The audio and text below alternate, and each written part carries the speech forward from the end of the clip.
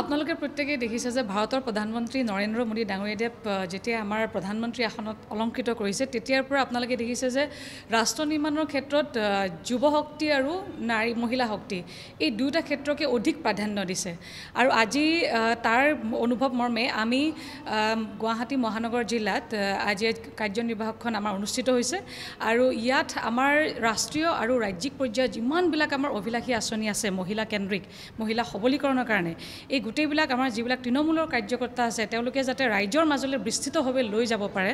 আৰু এটা কথাত আমি সকলোৱে গুৰুত্ব আৰোপ কৰিছোঁ আজিৰ এই সভাখনত যাতে মহিলাসকলে ৰাজনীতিত অংশগ্ৰহণ কৰে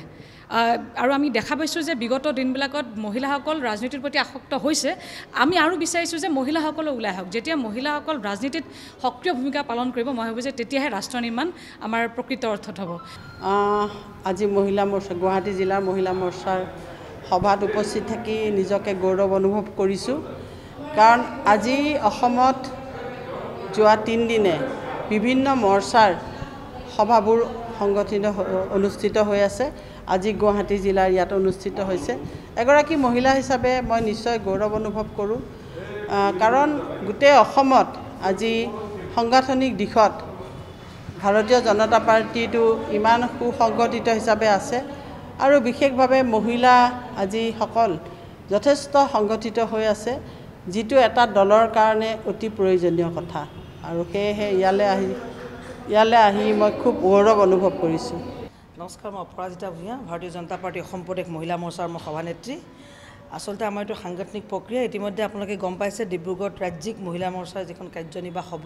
সভা প্ৰথম যিখন নিউলি ইলেক্টেড সেইখন আমি ইতিমধ্যে অনুষ্ঠিত কৰিছোঁ 10 আৰু 11 অক্টোবৰত আৰু আমাৰ সাংগঠনিক বিধি হিচাপে জিলা কাৰ্যনিৰ্বাহসমূহ এসপ্তাহৰ ভিতৰত অনুষ্ঠিত হয় চ' প্ৰতিখন জিলাত অসমৰ 39খন জিলাত জিলা কাৰ্যনিৰ্বাহ অনুষ্ঠিত হৈছে আৰু সেই মৰ্মে গুৱাহাটীত আজি এইখন কাৰ্যনিৰ্বাহ গুৱাহাটীত অনুষ্ঠিত হৈছে গুৱাহাটী মহানগৰ জিলা হিচাপে আৰু তাৰ পৰৱৰ্তী পৰ্যায়ত আমি মণ্ডল কাৰ্যনিৰ্বাহ অনুষ্ঠিত কৰিম 29 আৰু 30 অক্টোবৰত সমগ্ৰ অসমত